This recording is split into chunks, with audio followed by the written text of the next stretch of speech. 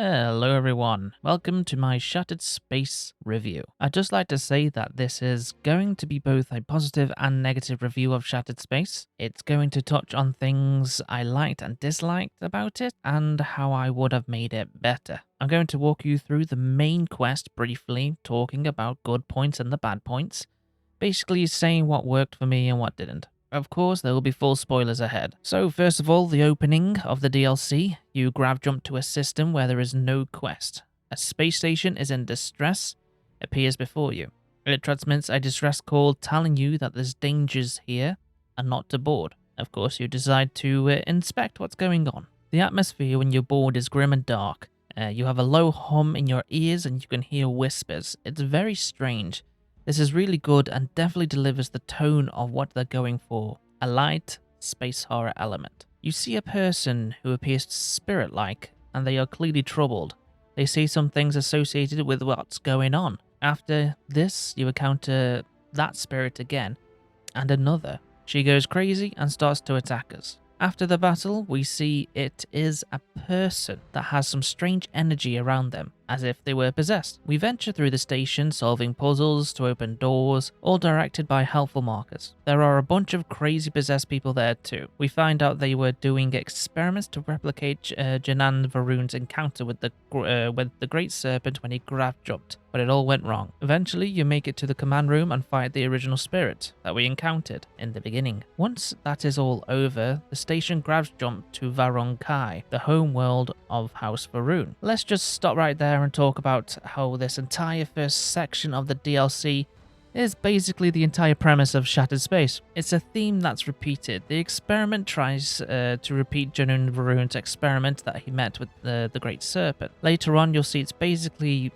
what we just uncovered on the station, although there is a twist to it, which is nice. That the whole calamity is just an early experiment of trying to meet the Great Serpent. I believe that the writers noticed this at the last parts of the story and tried to add a small aspect of super soldiers for the Serpent's Crusade to it, which in my opinion was predictable and kind of boring. The entire story is basically wrapped up in a nutshell in the first hour, which I thought, looking back at it, it's quite disappointing. And it's funny how the beginning of the thing is basically the entire quest, but then it just adds a little twist just to separate it from the beginning intro quest, which is a bit strange. Next, we land on Varon Kai. We meet one of the elders, Malborn Delkef, before being interrupted by another one of those possessed. But in this case, it's a literal spirit of the speaker named Anasku Varun. We find out he is a Vortex Phantom. Apparently, we are the only one that hears Anasco for some reason. Perhaps the grav drive jump did something to us. It's not really explained. We then are initiated into the Varun religion to become one of the promised. We head through the Serpent's Path. It's a cave system dedicated to converting people to the House Varun's religion. God, that's hard to say. So for some reason, this reminded me a lot about Fallout 2, the cave system, but without the difficulty. It just gave me a lot of Fallout 2 vibes. It is clear that the inspiration, I think. This is where I start to feel that they are pulling on existing content for from their previous games to prop up Starfield. I found this pretty cool, as it properly introduced a recap of what House Varon is. It is similar to the museum in the base game. It's quirky, and I felt the feeling of playing Skyrim, which is good. After this, we met with the Council of Elders from different houses. We learned that everyone here isn't just House Varon. It's all different houses under the banner of House Varon. I like this. It showed that there's like factions within the House Varon that do different things, yet they all believe in the Great Serpent. They fill you in with what's happened, that the city has been destroyed and no one can get to the citadel. They say the experiments were to try and get to meet the Great Serpent, but again it went wrong like the space station. We then are ordered to go and speak to the scientists and try to stop the experiment. I'd like to just pause it here and talk about the Varon Kai specifically, Dazra Plaza. I really like the art style, the building and the architecture. It's very House Varon style in every way, and it does look great.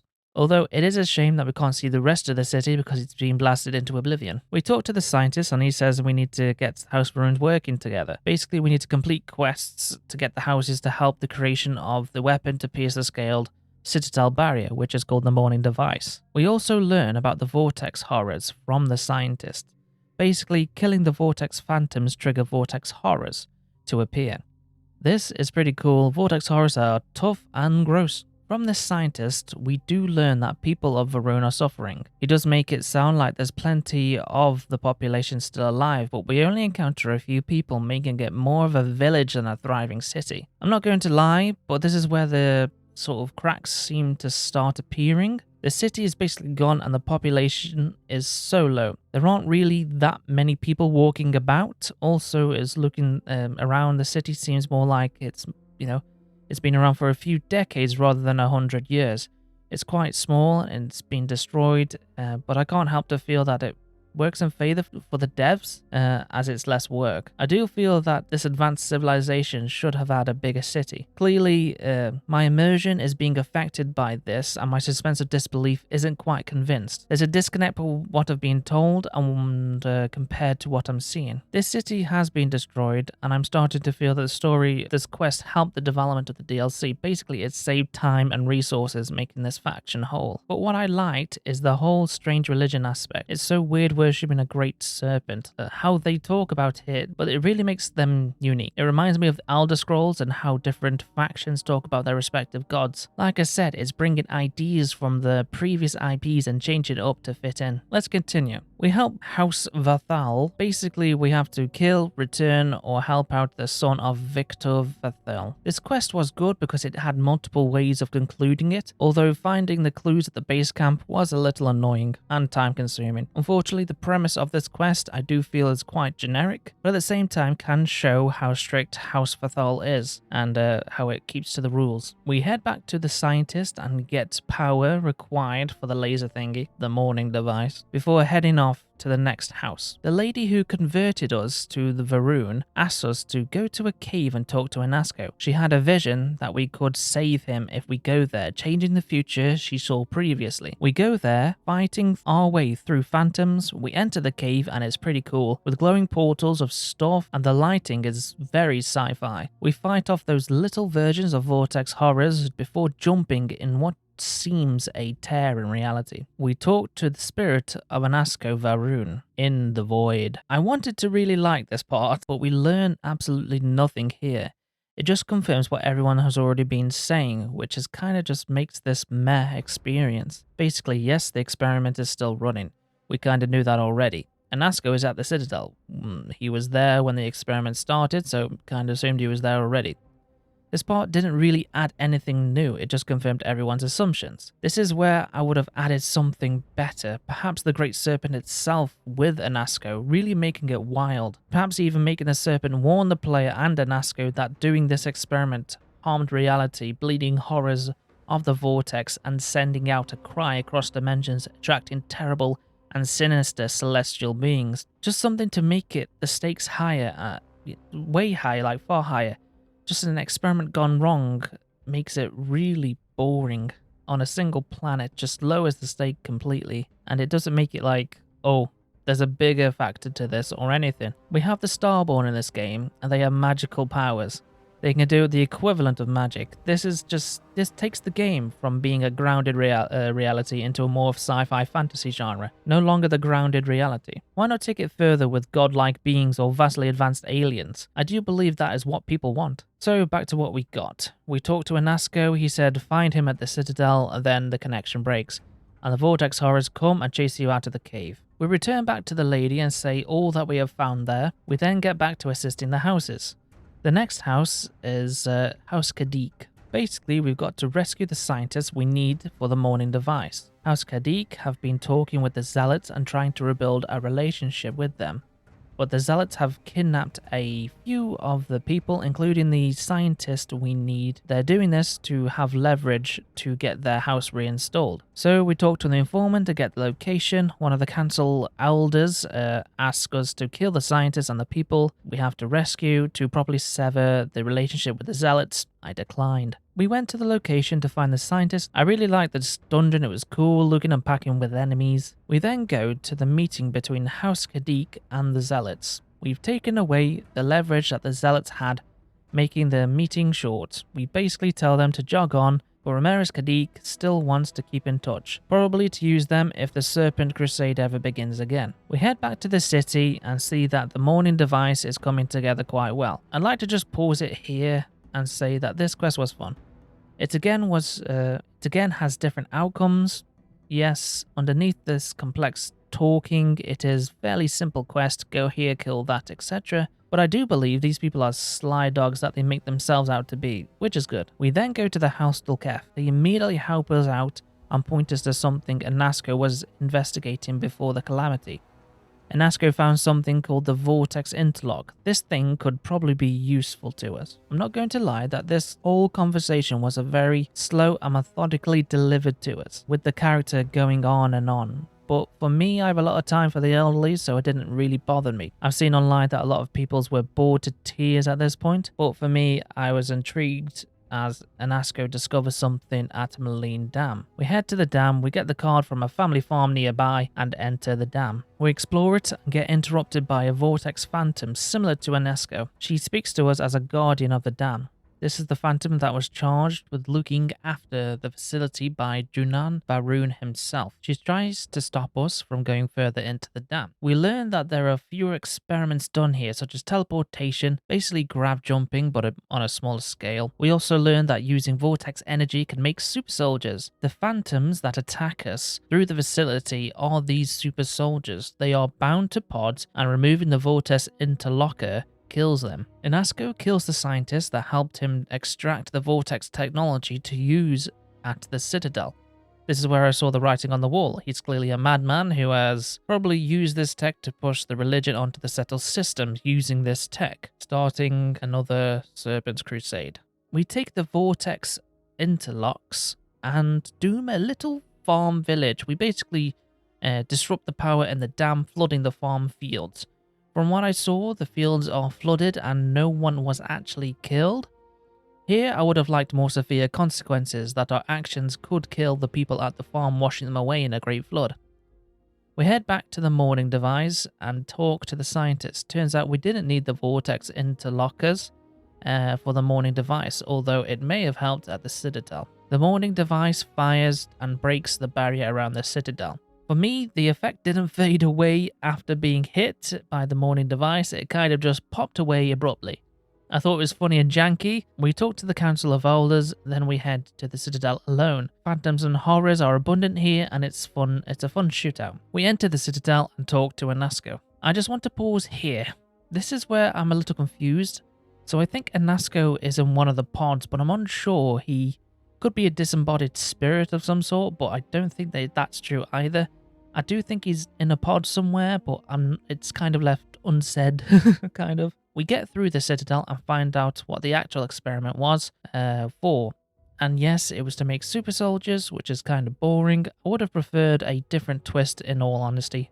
Perhaps they trapped the serpent in some way or brought it through into our reality in some way, but the connection was disturbed or something more fun, not presented to us earlier. Just to make the twist bigger by going through the dam and showing us these pods of super soldiers makes this part less impactful. So the amazing leader is suddenly reduced to a madman that wants super soldiers and destroy the settled systems, all for the god that no one really knows exists. Great parallel with our own history, but gosh, this has been done a million times before it and it really lacks creativity. Why not make the great serpent present himself? Why not make the speaker actually intelligent? That before he witnessed the Great Serpent, that he would never allow himself to create another crusade. I feel this cheapens everything, that it wasn't to get closer to the Serpent God, rather than it was to make super soldiers army to attack the settled systems. They already tried this and it didn't work. They should have learned from this. There should have been an interaction between the Great Serpent and Anasco, make him seem like it's the Serpent's will, definitively, not that it's just he's gone mad like a zealot. Anyway, we place the vortex interlocker into the console and activate it. I think we can turn off life support too here, ending with the experiment. Either way, you need to head to the pinnacle of the citadel. You confront Anasco and he will say that repeating the experiment will clear out the zealots, but it will kill the player too. The player can submit or attack Anasco. If the player submits, they take a seat and everything goes white. Then the game reloads to a previous save. When this happened, I really got annoyed. There wasn't any interaction or for the promised of House Varon from the Serpent. There wasn't a way back from the void, simply a reload to the previous save. It is such a crap way of saying that you made the wrong choice. It's utterly disappointing after role-playing as a fellow Varon, yet nothing comes of it. I personally would have had the Great Serpent intervene if the player made this choice. Maybe it would come through a portal consuming a Nasco, allowing us to see that this isn't the will of the Serpent, or it's rescuing us from the void, or something creative, but nope, a reload. So we have no choice but to shut down the experiment, killing a Nasco instead of rescuing him from himself, more or less. Shutting down the experiment causes the citadel to implode with everyone in it. You'll pass out and awaken in your newly acquired home. The Council of Elders ask what happened. You tell them, then the council asks you to choose a new speaker. You can't make yourself speaker, unfortunately. I chose House Dukef. I haven't seen any changes or anything it does. Then the lady who converted us at the beginning asked about the Great Crusade, that the last wishes of Arasco was to go on a crusade. I was blown away that these people were entertaining this idea that they've lost most of their city and populace, yet they are willing to go on a crusade with a few people without the invincible army of Anasco. And I gotta say, it feels like it was forced to give the player another choice instead of actually making sense, or it's placed here just to make up for the terrible choice we couldn't make earlier. I don't allow the Great Serpent Crusade to happen, and it's total nonsense within the religion anyway. There's just no one to go on this crusade, more like 5 people. So with that choice made, the main quest is seemingly over. I'm going to give my opinion here. The overall DLC was okay. Another Starfield faction quest. It should have been an epic adventure intertwined with mystery and mystical religion bordering on sci-fi fantasy magic stuff. The Great Serpent should have definitely been there, or at least a voice, or at least should have been definitive proof that it's all bullcrap. It never goes anywhere and just stays flat. A real letdown on the House Varon faction, making them out to be ridiculous people, maybe even boring. I do like some of the quests, such as the House Vathol quest and the House Kadik one, but they didn't blow me away. They were just an overall, interesting kind of thing, and looking into House Varon a little bit more and bringing it kind of more alive and more information to it. But overall, the ending of the story was very lacking and predictable because of the writing. I really wish there was more twists and more evidence of the serpent or proof that it's not real. There needed to be more choices, such as making or breaking the people of House Varon completely.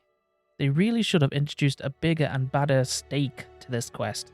Perhaps introducing the serpent god, but not as a god, but as a higher being of science. That would have alluded to other beings that are worse than the serpent. Maybe the serpent could actually be trying to look after humans and guide them in a way that's different. Or it could have been hiding humans from the greater threats, and because of this calamity, it has put a target on our back. Just something with, really higher stakes. For me, the story doesn't go far enough, nor is epic enough. Overall, a real disappointment. It had promise in the beginning, but then it just slowly lost it. For me, this is a 5 out of 10, just like the main game, simply summarized as meh. And I am going off script now. I am really disappointed in the Shattered Space DLC. I like the fact that it introduced more of House Varon and stuff like that, but I do think it needed more. It needed more in the main quest, more stakes, more twists and turns, rather than it just be like, oh yeah, the head cult is mad. Just like, kind of like in Far Harbor, releasing the missiles and blowing themselves up. I do think it took that from there, and it was really lacking. It's kind of like, oh, there was so much potential here. You needed a few more writers to give a few more ideas, I think, rather than just delivering this I didn't get excited. I was intrigued, but I didn't like, oh, what's going to happen next kind of thing. I mean, I liked the characters. They were there, but there was no real, anchor through this. You could bring a Drager along with you, but it didn't feel like she was an anchor pinnacle to this kind of thing. It's more or less, I was just really disappointed with the story overall. And don't get me started, I'm not going to cover the side quests. A few of them were okay, but a lot of them were like, I wish this wasn't in the game at all. So yeah, that's, like I said, that's all from me. Please let me know what you think in the comments of the DLC after listening to this video and listening to my views. But yeah, that's all from me. I'll see you in the next one. Goodbye.